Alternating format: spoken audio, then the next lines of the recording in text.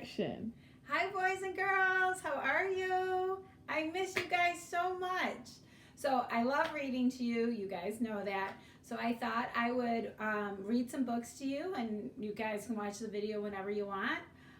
So the first book, I know we had talked about Eric Carle as one of our authors for Reading Month.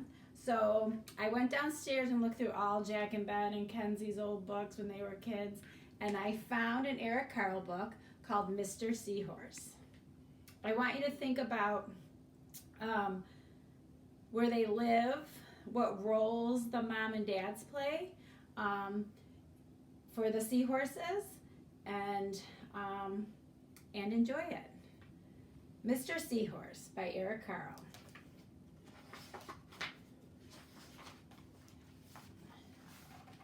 Mr. and Mrs. Seahorse drifted gently through the sea. Mrs. Seahorse began to wiggle and twist this way and that. "It's time for me to lay my eggs," she said. "Can I help?" asked Mr. Seahorse. "Oh, yes, thank you," said Mrs. Seahorse, and she laid her eggs into a pouch on Mr. Seahorse's belly. "I'll take good care of our eggs," said Mr. Seahorse. "I promise." As Mr. Seahorse drifted gently through the sea, he passed right by a group of trumpet fish hidden in a patch of reeds.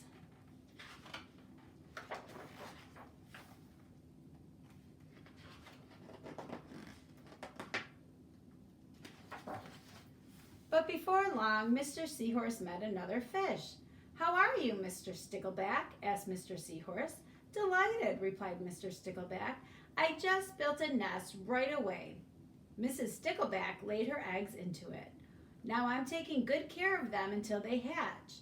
"Keep up the good work," said Mr. Seahorse, and swam on his way.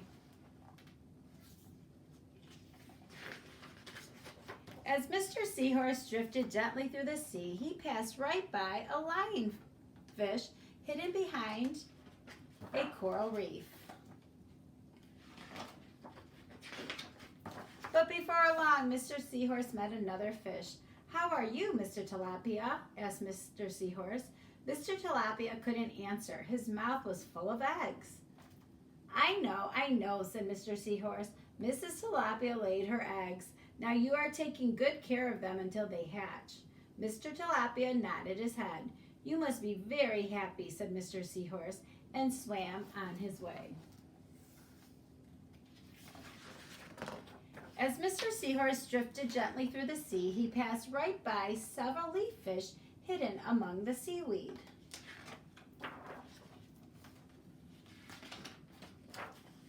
But before long, Mr. Seahorse met another fish.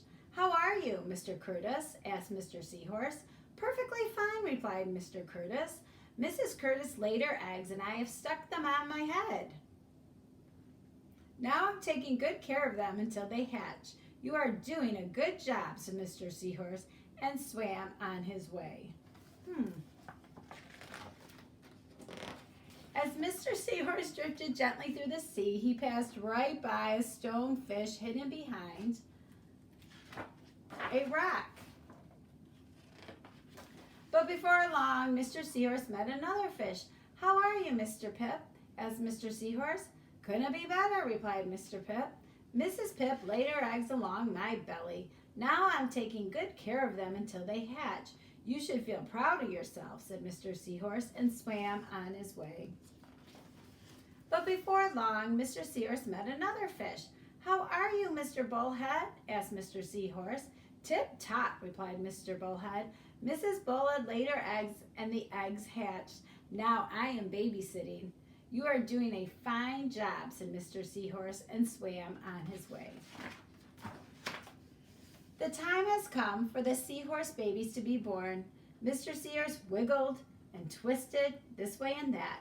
At last the babies tumbled from Mr. Seahorse's pouch and swam away. One baby turned around and tried to come back into the pouch. "Oh no," said Mr. Seahorse. "I do love you, but now you are ready to be on your own."